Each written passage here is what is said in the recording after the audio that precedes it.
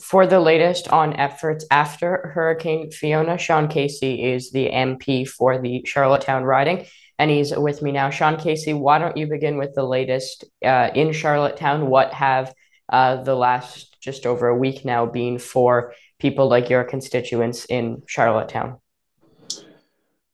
It's been pure hell, to put it frankly. This is the worst storm that we have ever seen. Many people older than me have said that. Every single street in the city of Charlottetown has downed trees, uprooted trees, snapped power lines, trees that have fallen onto cars, houses, and power lines. Um, it, the entire island was blacked out of power and had virtually no cell service at the outset. That has gradually improved, but as of today, the power has been restored to approximately one half of the people in my riding. The streets are now open. Um, and initially, the mood in town was okay. Uh, there wasn't a huge loss of life. In fact, I'm only aware of one as a result of a carbon monoxide incident. There wasn't a huge loss of life. We got this. There was a sense of resolve, a sense of determination. With every passing day of trying to make sure that you can keep your generator full, the anxiety increases. So I would say that there was there was a greater sense of resolve uh, 5 days ago, and there's certainly a degree of fatigue right now in the town. And when you talk about things like hydro, when you talk about things like internet connectivity issues for people, I'm sure issues that from people I've been speaking with over the past few days, things that are very, pressing in the lives of everyday people in Prince Edward Island and Charlottetown and across Atlantic Canada. I spoke with Charlottetown's Mayor Philip Brown on the program yesterday. He touched on a lot of the same things you have. Is there any sense of timing? You mentioned about one half of people are still without power. Is there any sense of timing from what you're aware of as to when things may start to get back to at least a little bit of sense of normalcy for people in Charlottetown? It's an excellent question, and it's one that's on everyone's mind. And it's one that is repeatedly asked of the representative of the electrical utility, Kim Griffin for Maritime Electric. I watched her briefing today. She refuses to commit to a time. Basically, the information that she provided today indicated that we're into the weekend at least, and some people will be much longer than that. So let me say this: the crews are working day and night. The conditions are perfect. There's substantial progress being made every day, but we don't have a date. We don't have a date to shoot at. My view, based on what we've seen so far, is that most will have some degree of normalcy by the end of the weekend. And when you look at things like, over the course of the last week when Hurricane Fiona has been very relevant in the lives of people across Atlantic Canada, we've been hearing a lot about climate change, et cetera. What kind of a natural disaster like this, what kind of conversations do you think will be sparked because of this, actions such as climate change? How might the way that we approach things like that change after a natural disaster like this, and how much more significant is an issue like climate change after a natural disaster such as this? It's a really significant wake up call. It's an event that will heighten the urgency of the conversation. I mean, everyone except conservatives know that climate change is real.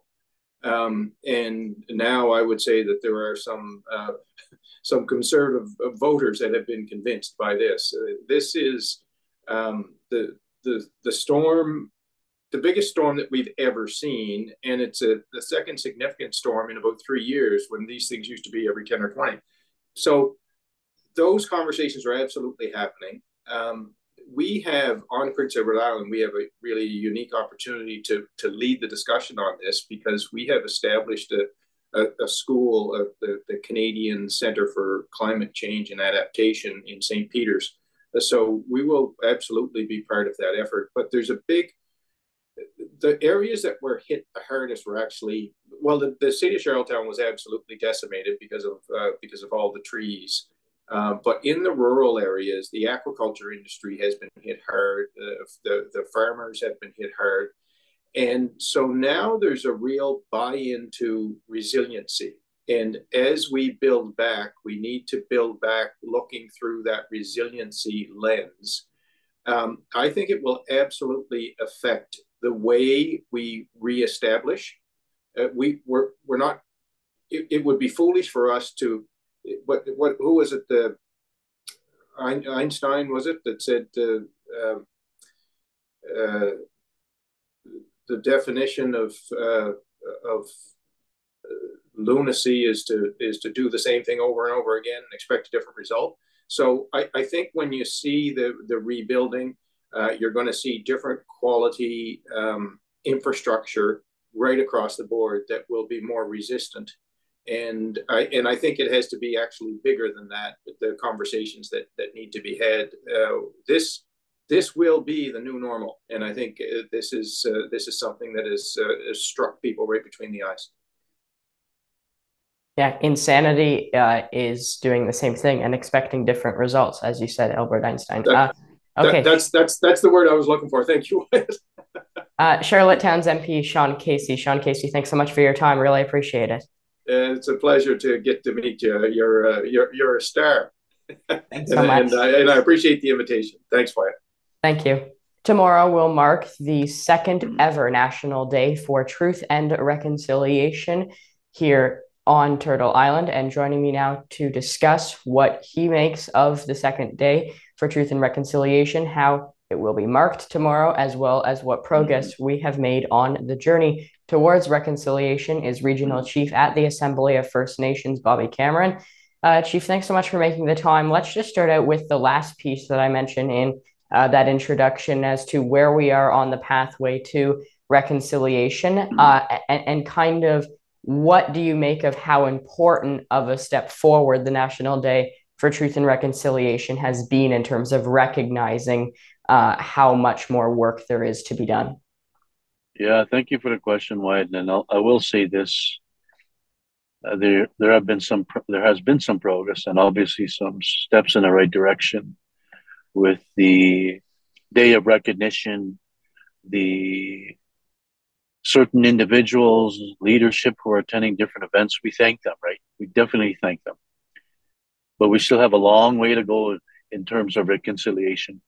You see, that word alone, it takes on many forms and many shapes, and the definition of it all.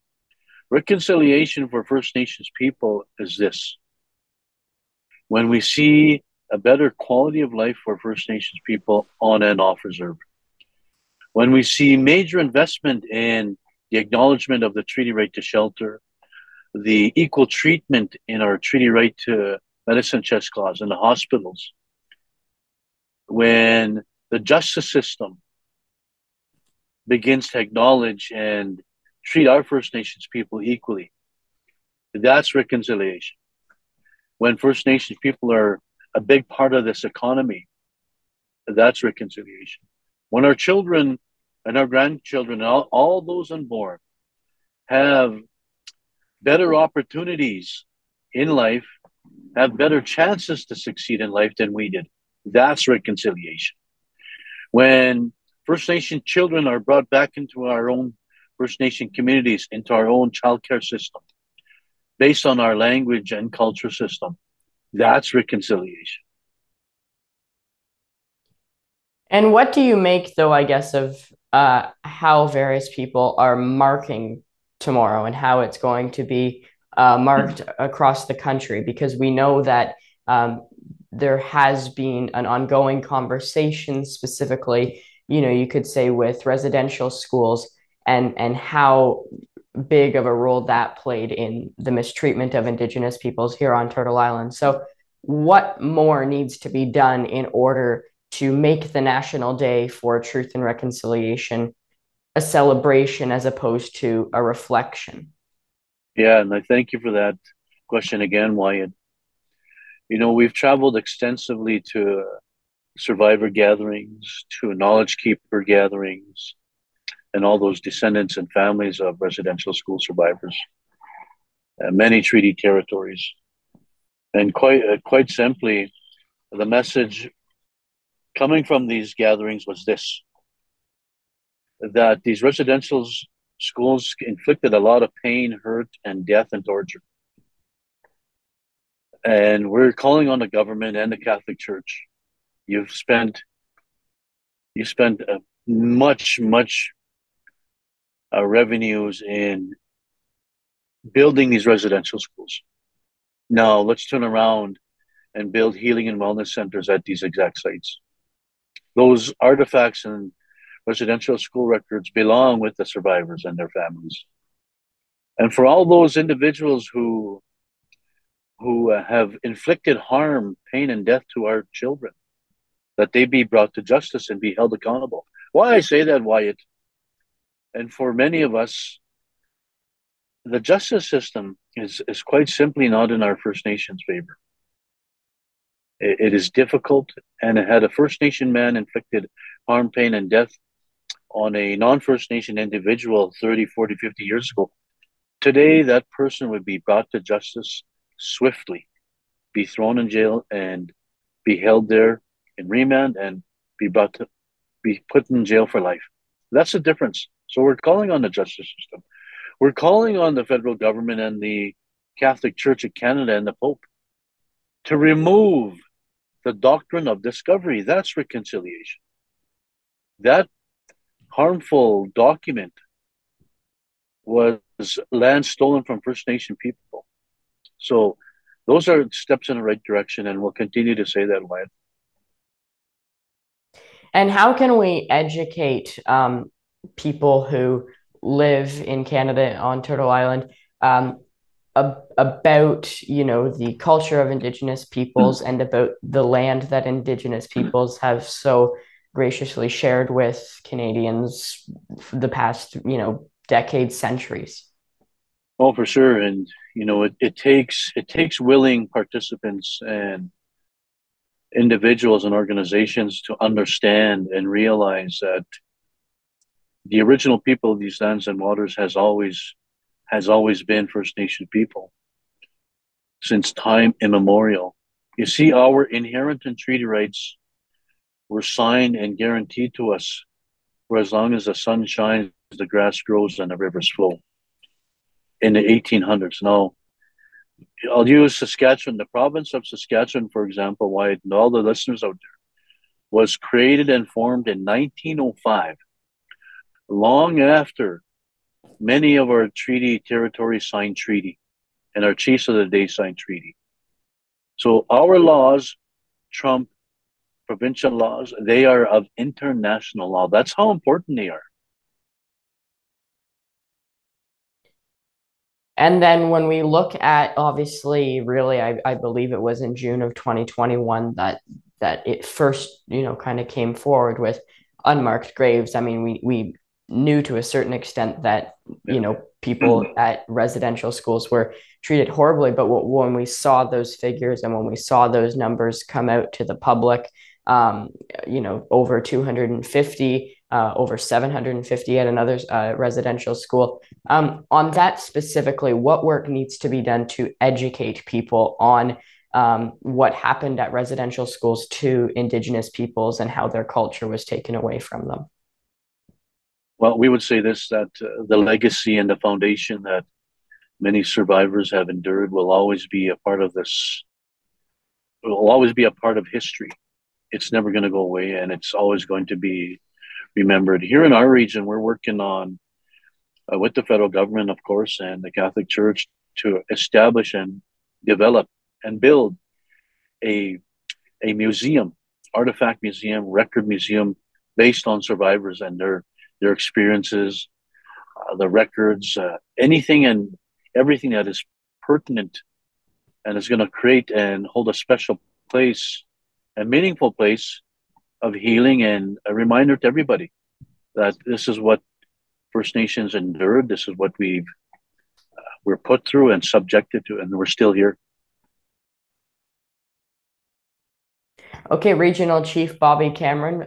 Chief, thanks so much for your time. Really appreciate it. And thanks for explaining what tomorrow, obviously a very significant day, means to you. Really appreciate it. Yeah, thanks, Wyatt. Take care and keep up the good job there.